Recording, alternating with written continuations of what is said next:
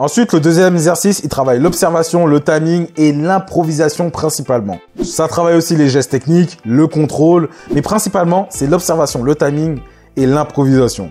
Cet exercice-là est décomposé en 3 parties. Comme le premier, tu auras besoin d'un partenaire, d'un coéquipier qui va jouer le rôle du défenseur. Le défenseur, encore une fois, il doit y aller sérieusement pour que tu travailles correctement. Vraiment, insiste sur le fait que ton coéquipier, ton ami ou qui que ce soit qui veut jouer le défenseur, il y aille sérieusement. Parce que c'est de cette manière-là que tu vas progresser. Bref, l'exercice est divisé en 3 sections ou en 3 parties ou en 3 phases. Et la première phase, comme tu peux le voir là maintenant, c'est une phase où le défenseur il démarre au même niveau que l'attaquant et son rôle est de l'arrêter.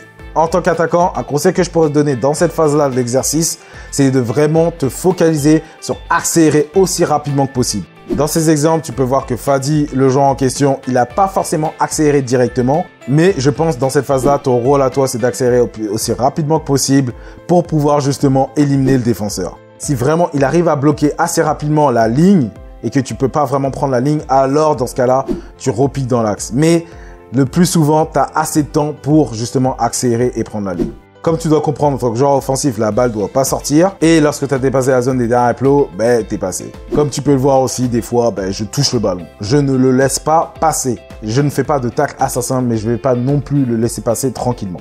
Dans la deuxième phase de l'exercice, là, le défenseur est un peu plus loin. Je ne sais pas si j'ai précisé ça auparavant, mais le défenseur, lorsqu'il donne le ballon, c'est important que toi, tu aies un excellent contrôle pour savoir ce que tu vas faire après. Là, dans cette phase d'exercice-là, le contrôle est beaucoup plus important vu que le défenseur arrive avec un angle là où il peut à la fois bloquer le fait que tu ailles sur la ligne ou bloquer le fait que tu rentres dans l'axe. Assure-toi d'aller aussi vite que possible dans tes gestes. Assure-toi de faire le maximum pour justement que le défenseur n'arrive pas à voir ce que tu vas faire. Très important de faire une feinte avant d'aller d'un côté. Donc si tu veux aller à droite, fais une feinte vers la gauche. Si tu vas à gauche, fais une feinte vers la droite. Comme tu viens de voir Fadi faire justement là sur cet exemple-là, il a fait comme s'il rentrait sur son pied fort, mais justement il a coupé juste après pour rentrer sur sa gauche. Comme l'extérieur inter que Léo Messi aime faire.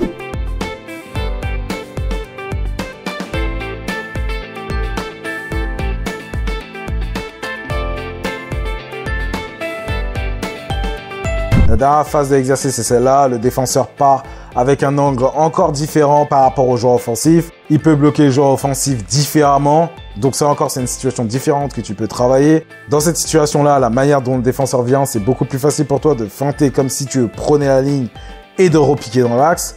Mais encore une fois, utilise ton improvisation, utilise ta créativité pour changer en fonction de ce que le défenseur fait. Donc, c'est pas forcément que tu repiques dans l'axe à chaque fois, mais en fonction de comment le défenseur se place, tu choisis de prendre la ligne ou de repiquer dans l'axe. Là, par exemple, Fadi a décidé de prendre la ligne et il a très bien fait ça.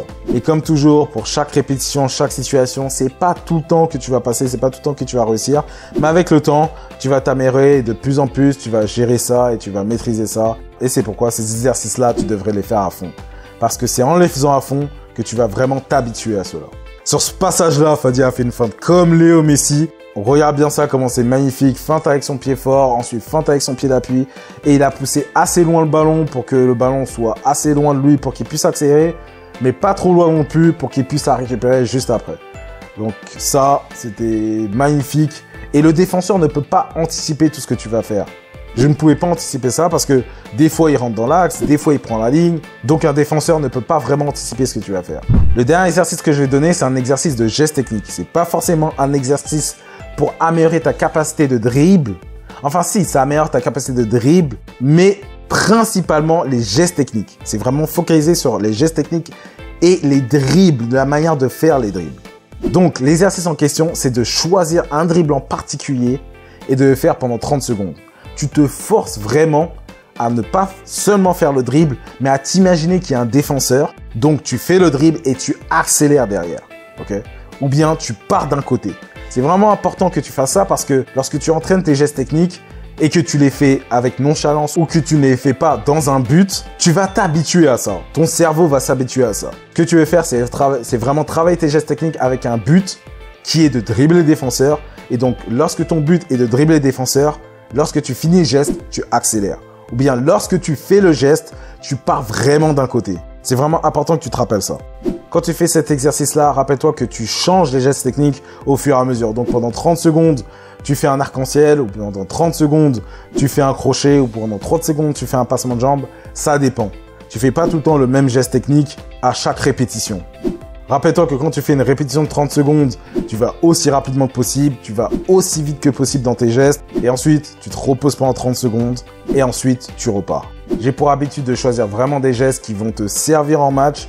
C'est très important, des gestes qui soient vraiment efficaces dans un match de foot, pas des gestes que tu fais comme ça avec tes amis. Enfin, ça dépend de ton but. Si toi, ton but, c'est de faire ces gestes-là avec tes amis, d'impressionner tes amis, ok, ben fais ces gestes-là. Mais vraiment, en général, ce qui est intéressant pour toi, c'est vraiment de travailler des gestes qui soient vraiment efficaces en match.